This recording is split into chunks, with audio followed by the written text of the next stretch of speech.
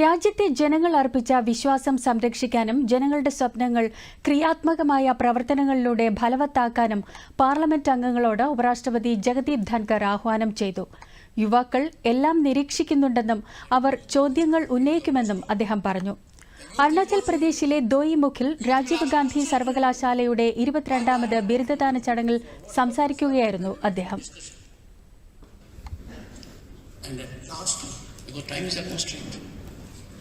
Time will always be a constraint. My very best wishes to all of you. With the consent of the Chancellor,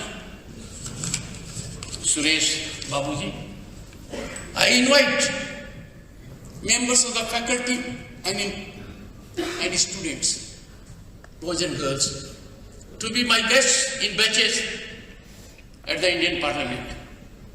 I would love to share my thoughts with you. Arunachal നിയമസഭയുടെ പ്രത്യേക സമ്മേളനത്തിനെ ഉപരാഷ്ട്രപതി അഭിസംബോധന ചെയ്തു.